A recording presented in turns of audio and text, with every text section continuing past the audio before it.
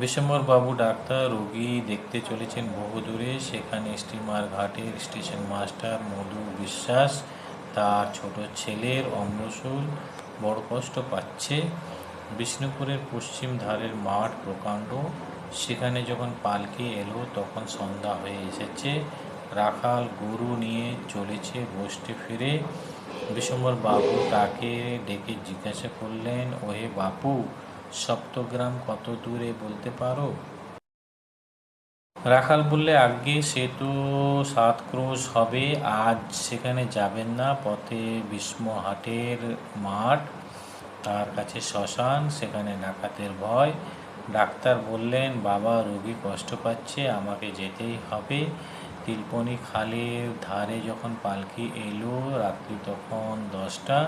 বাদন আলগা হয়ে পালকির ছাদ থেকে ডাক্তারের বাক্সটা গেল পড়ে। ক্যাস্টর অয়েলের শিশি ভেঙে চূর্ণ হয়ে গেল। বাক্সটা তো ফের শক্ত করে বাঁধলে, কিন্তু আবার বিপদ। খাল পেরিয়ে আন্দাজ 2 ক্রোশ পথ গেছে, এমন সময় মড়মড় করে ডান্ডা গেল ভেঙে, পালকিটা পড়ল মাটিতে। পালকি হালকা কাঠের তৈরি। বিশ্বম্বর বাবুর দেহটি স্থূল।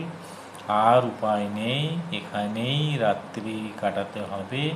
ডাক্তারবাবু ঘাসের উপর কম্বল পাতলেন, লণ্ঠনটি রাখলেন কাছে, শম্ভুকে নিয়ে গল্প করতে লাগলেন।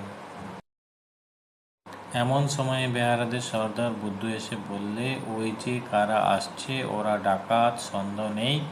বিশ্বম্বরবাবু বললেন, ভয় কি, তোরা তো সবাই আছিস।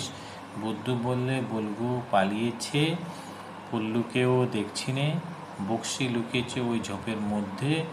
ভয়ে বিষ্ণুর হাত পা আড়ষ্ট। শুনে ডাক্তার তো ভয়ে কম্পিত। ডাকলেন শম্ভু। শম্ভু বললে, আজ্ঞে। ডাক্তার বললেন, এখন উপায় কি?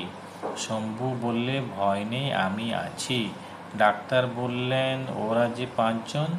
শম্ভু বললে, আমি যে শম্ভু। এই বলে উঠে দাঁড়িয়ে এক লম্ফ দিয়ে গর্জন করে বললে, খবরদার। ডাকাতেরা অট্টহাস্য করে এগিয়ে আসতে লাগলো। তখন শম্ভু পালকি সেই ভাঙা ডান্ডাখানা তুলে নিয়ে ওদের দিকে ছুঁড়ে মারলে, তারই এক ঘায়ে 3 জন একসঙ্গে পড়ে গেল। তারপরে শম্ভু লাঠি ঘুরিয়ে যেই ওদের মধ্যে ঝাঁপিয়ে পড়ল, বাকি 2 জনের দিল দৌড়। তখন ডাক্তারবাবু ডাকলেন, শম্ভু। শম্ভু বললে, আজ্ঞে। বিশ্বম্বরবাবু বললেন, এইবার বাক্সটা বের করো। শম্ভু বললে, কেন? বাক্স নিয়ে কি হবে?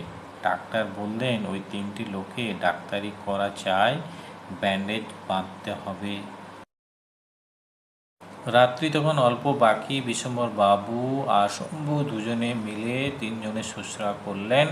সকাল হয়েছে, ছিন্ন মেঘের মধ্য দিয়ে সূর্যের রশ্মি ফেটে পড়ছে। একে একে সব বেহারা ফিরে আসে। বল্গু এলো, পুল্লু এলো, বক্সির হাত ধরে এলো বিষ্ণু, তখনও তার হৃৎপিণ্ড কম্পমান।